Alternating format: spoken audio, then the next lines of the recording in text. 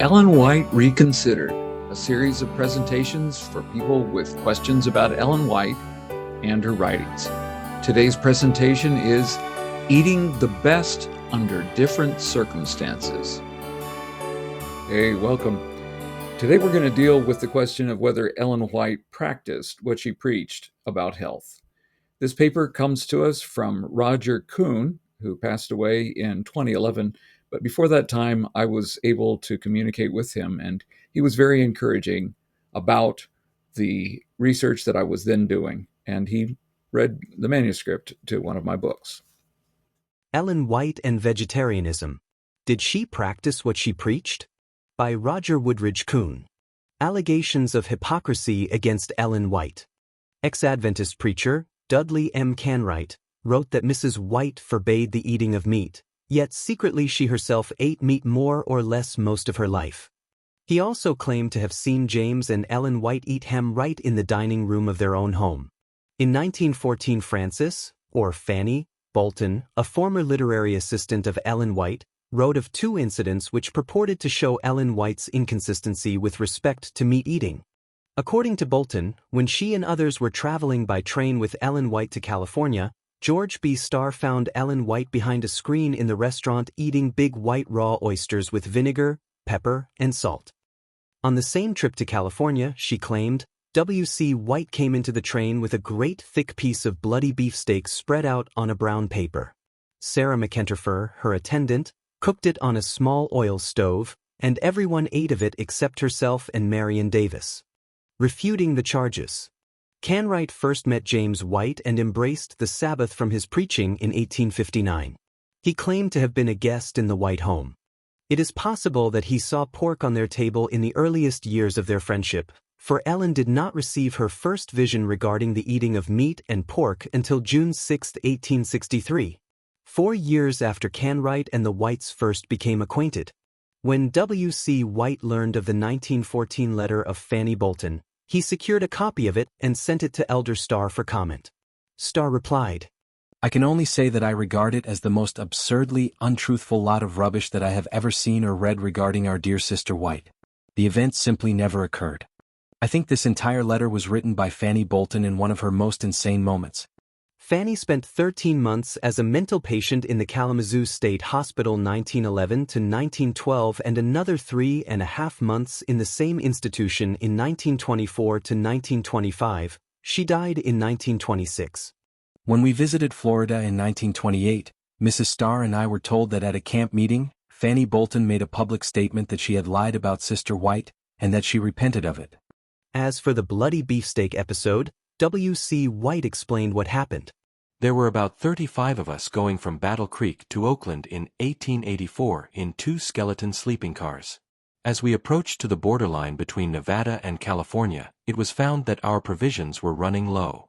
Some of us were able to make good meals out of the dried things that were left in our lunchboxes, but Sister White's appetite failed. We were in a country where fresh fruit was very expensive, and so one morning at a station where our train had stopped for half an hour, I went out and purchased 2 or 3 pounds of beefsteak. And this was cooked by Sister McEntrefer on an alcohol stove, and most of the members that composed Sister White's party partook of it. W.C. White also provides a very helpful and illuminating sidelight into his mother's dietary practices, as well as the White family at large. When I bought the beefsteak, I reasoned that freshly killed ox from this cattle country would probably be a healthy animal, and that the risk of acquiring disease would be very small. This was 8 or 9 years before Sister White decided at the time of the Melbourne camp meeting, which was 1894, to be a teetotaler as regards the eating of flesh foods. You will find in Sister White's writings several instances where she says flesh meats do not appear on our table, and this was true. During a number of years when on rare occasions a little meat was used, it was considered to be an emergency.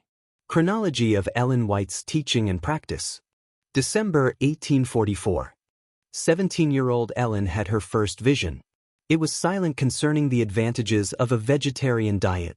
She was in poor health and weighed but 80 pounds. James White described her condition at that time. When she had her first vision, she was an emaciated invalid, given up by her friends and physicians to die of consumption. Her nervous condition was such that she could not write, and was dependent on one sitting near her at the table to even pour her drink from the cup to the saucer. Autumn 1848. Ellen White had her first vision dealing with healthful living, abstaining from the use of tea, coffee, and tobacco. At the time the health reform message first came to her, she characterized herself as weak and feeble, subject to frequent fainting spells. She later wrote, I have thought for years that I was dependent upon a meat diet for strength. It has been very difficult for me to go from one meal to another without suffering from faintness at the stomach and dizziness of the head. I frequently fainted. I therefore decided that meat was indispensable in my case. I have been troubled every spring with loss of appetite. To remedy these physical weaknesses, Ellen ate substantial quantities of meat daily. She subsequently referred to herself as a great meat eater. In those early days, flesh meat was my principal article of diet. The resulting alleviation of faintness was, however, temporary. For the time, as she put it, and instead of gaining strength, I grew weaker and weaker. I often fainted from exhaustion. October 21, 1858. The only vision dealing with flesh food prior to 1863, a vision on which she based her rebuke of brother and sister Haskell for unduly urging abstinence from pork as a test of church fellowship. However, the vision offered no clue that abstinence from flesh food would result in improved health. As to the rightness or wrongness of the eating of pork, Ellen White neither condoned nor condemned it. She did say that if this position were the mind of God, he would, in his own time, teach his church their duty. June 6, 1863. She received her first comprehensive health reform vision regarding the use of flesh food. God's people were urged to abstain from flesh food in general and swine's flesh in particular.